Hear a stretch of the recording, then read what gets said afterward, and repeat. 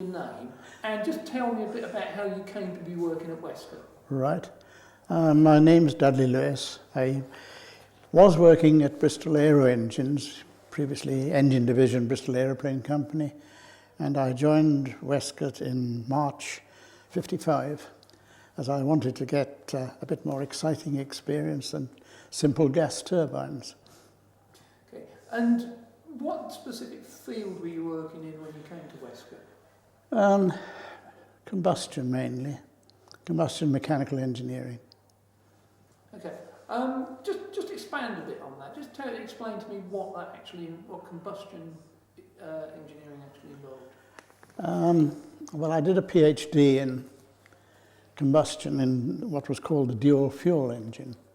And then when I rejoined Bristol's, because I was on leave of absence, I was working on ramjets and gas turbine combustion.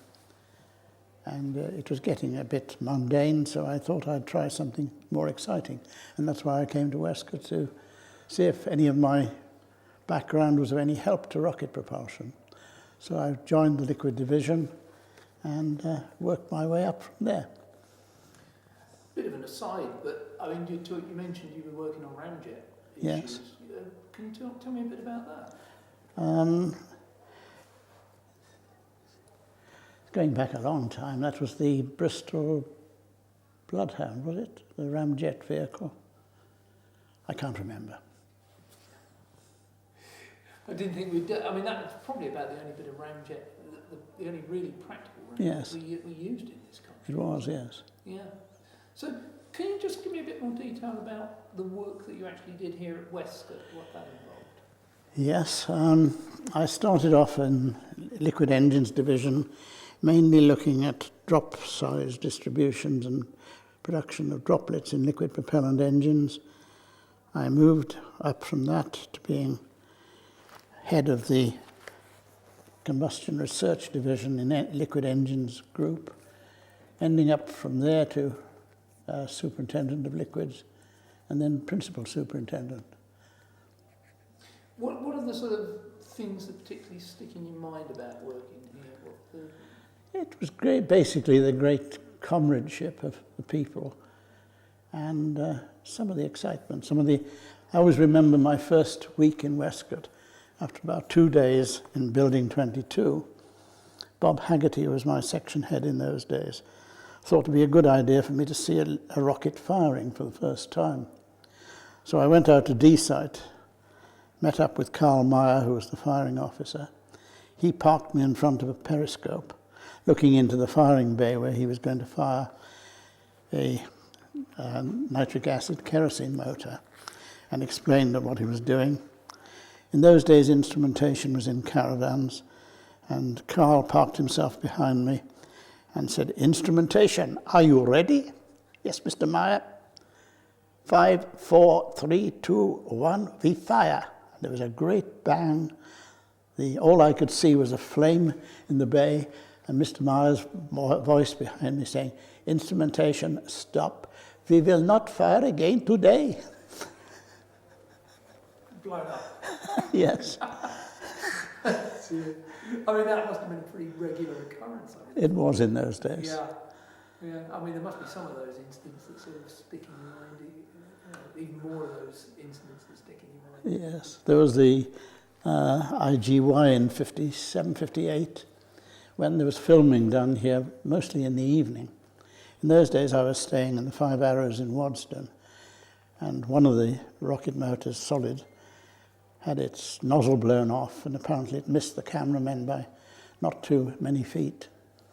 They staggered back into the pub at night, downed several strong whiskies, and one of them said, "I wouldn't work there for all the tea in China." So, you obviously saw, you must have been here pretty early on in the work that was going here, and you saw projects come to fruition here. I mean, what are some of the projects? Talk a bit about the projects that you saw come to fruition.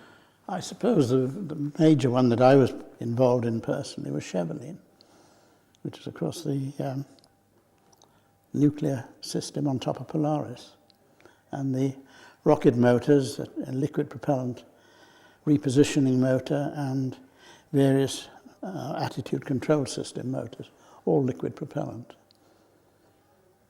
So you pretty much saw, you know, the heyday of Westcott and the British rocket program, and you know, saw it all the way through there.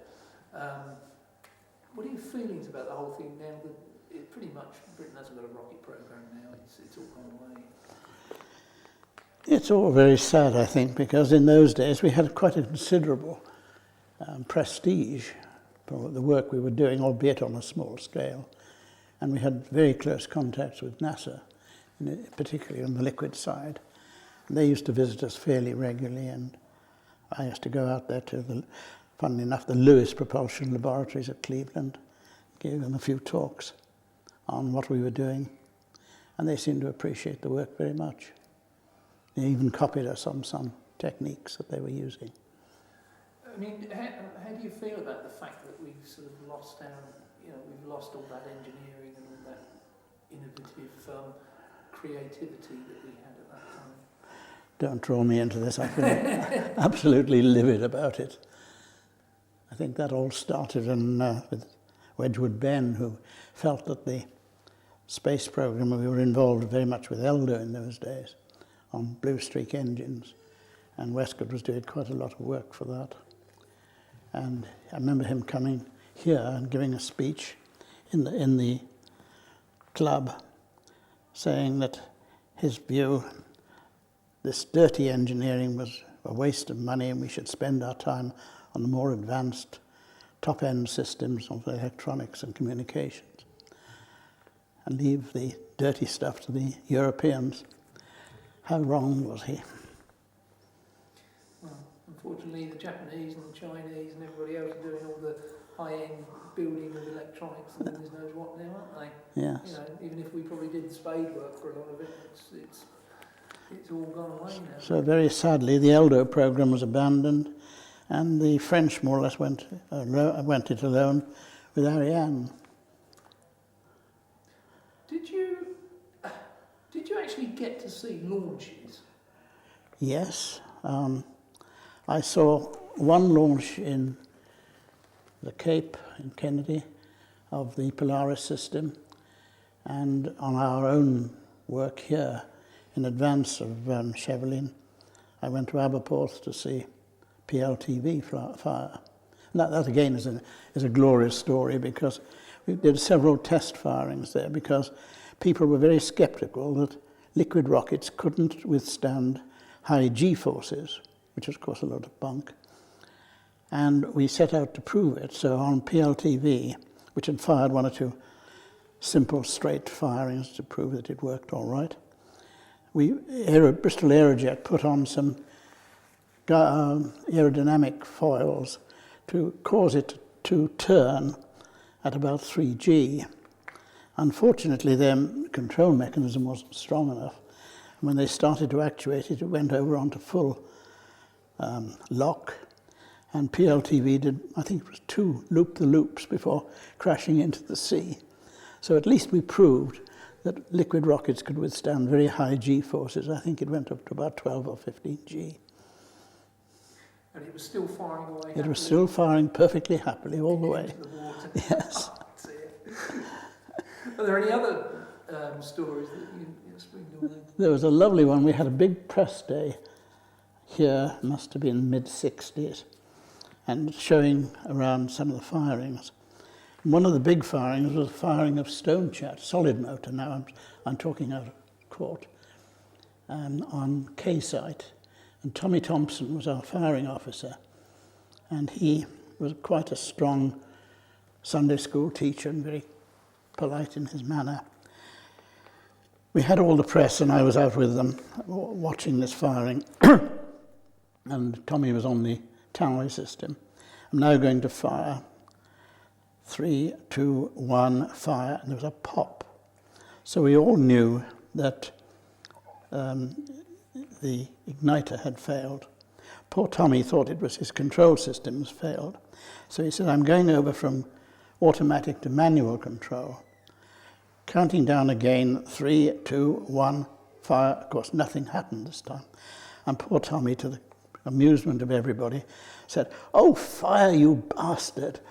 And the next day in the Daily Mirror, which was the only paper that really published the events here, big headline, 3, 2, 1, fire, you be. RPE shows off its strengths. Well, no fails swear at it. One thing that always interests me is you were a liquid rocket man. Yes. Okay, there were obviously solid rocket men.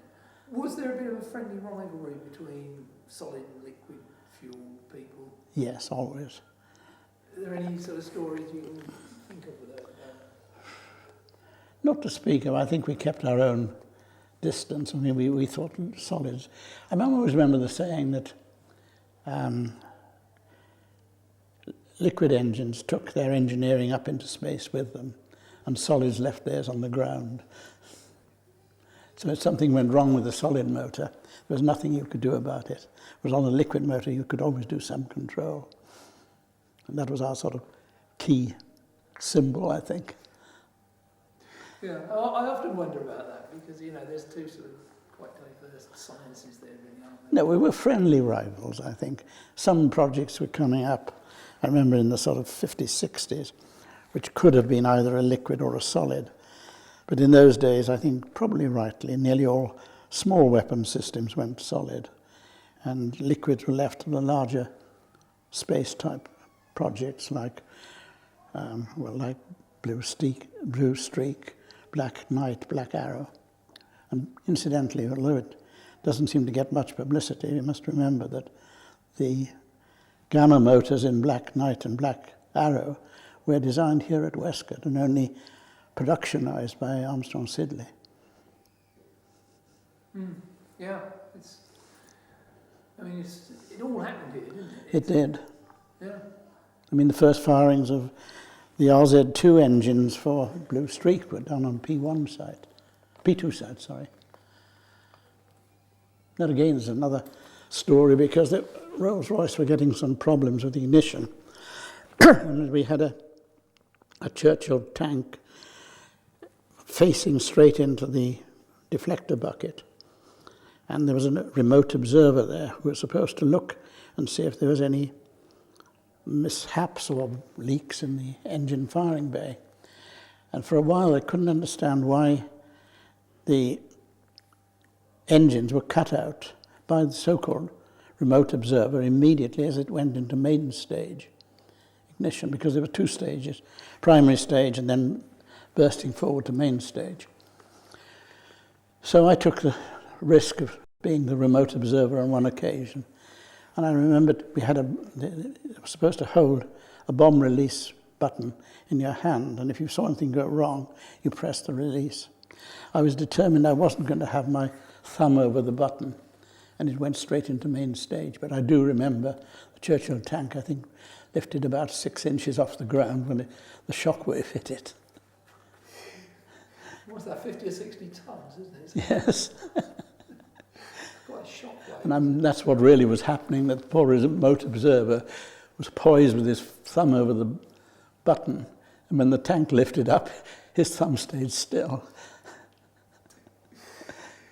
It's funny, actually, because, I mean, from my point of view, looking at it from an outsider, rocket engineering doesn't really seem to advance very far since the 1960s, to my way of looking.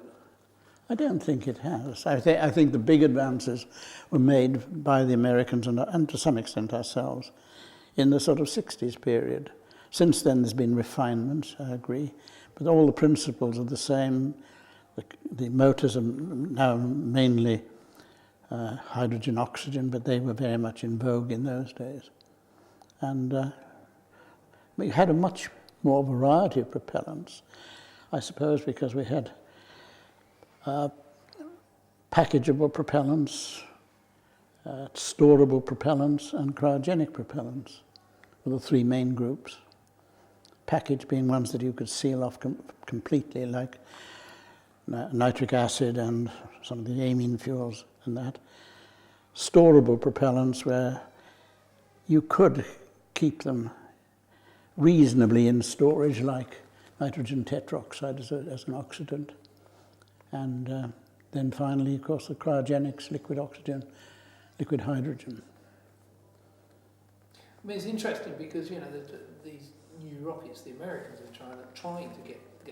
I mean, basically they're using the old technology developed for the Saturn program, the J1 the J2 engines that they used on the second and third stage of the Saturn rockets, and they're sort of digging those out again and you know, upgrading those, aren't they? Which is a sort of compliment, really, if you like, to the people who were involved in rocket engineering back in the 60s. That, you know, it was so good then.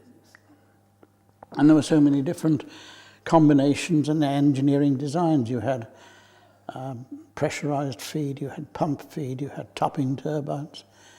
All of these are still really can't be beaten. Excellent. Are there any other points that you think we ought to get on record?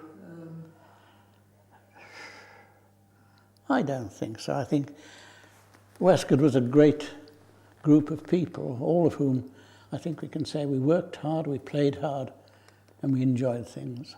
We were very proud of our fairly limited achievements. Limited by funding mainly, of course. Not by enthusiasm.